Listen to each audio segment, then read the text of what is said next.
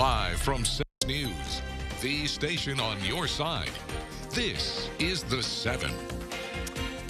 Good evening, I'm Bo Williams, and welcome to The 7. Let's get a look at the big 7 stories right now. And topping the list for us tonight, a bridge in Blount County dedicated in honor of fallen Deputy Greg McCowan, a member of the Sheriff's Department who was shot and killed in the line of duty earlier this year. The bridge is just off Lamar Alexander Parkway in Friendsville. Dozens of people coming out to show their support for McCowan's family and the Blount County Sheriff's Office. This includes Blount County deputies like Shelby Eggers, who was injured in that fatal incident. Senator Marsha Blackburn opened up the ceremony. She started by saying how truly grateful she was to be a part of today's event and how this bridge dedication reflects the service of Deputy McCowan and the Sheriff's Office. Sheriff James Barong says the outpouring of support since the incident is something truly incredible. So humbling, and to see the support we've had through the community, and now to have this bridge that when people cross it, they'll know the sacrifice he's made for his community, his state, and nation in the line of duty death.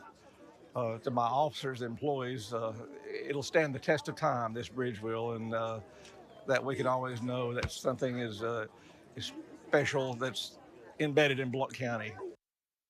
Deputy McCowan's daughter, Kaylee, was at today's dedication ceremony delivering remarks on behalf of the McCowan family. She said her dad was a true hero and he would have anyone's back without hesitation. Next on our Big 7 list for you, we're diving deeper into the condition that's being blamed for the death of a Knoxville police cadet. The seemingly healthy man who was working to serve his community was brought down while taking part in a training exercise, and his autopsy is filling in the blanks about why.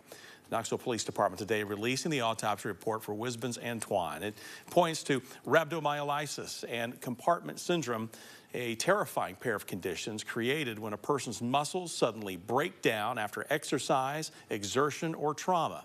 It's a shocking situation we've told you about before. In 2015, 6 News anchor Lori Tucker profiled UT graduate Sarah Howard, who nearly died 48 hours after taking her first spin class. Howard experienced tremendous leg pain and her organs began shutting down.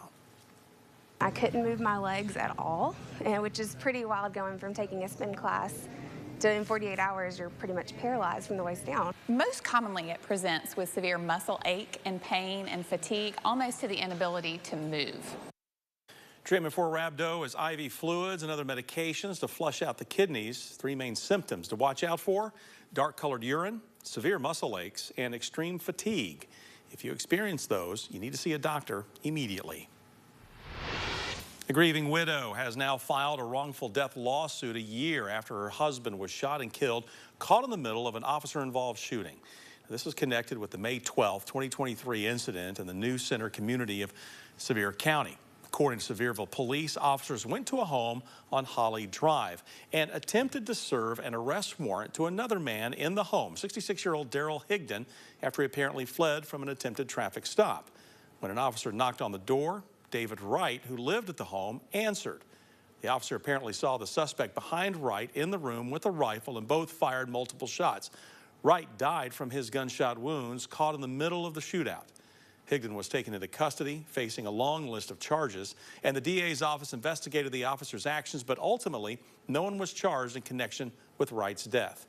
That's why Vicki Wright is now coming forward with a lawsuit against Sevier County, the city of Sevierville, and involved officers.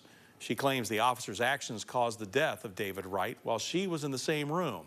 The lawsuit claims that at the time of the shooting, the couple was unarmed, had nothing in their hands, and did not pose a threat to anyone. It goes on to claim that both of the Wrights were deprived of certain rights, like the right to freedom from unreasonable seizure, along with unreasonable, unjustified, and excessive force, plus the duty of a law enforcement officer to intervene and protect a citizen when excessive force is being used. The lawsuit also claims that the Sevier County Sheriff's Office and Sevierville Police Department did not adequately train and supervise officers on using deadly force when innocent citizens could be harmed. Vicki Wright is seeking damage and requesting a jury trial.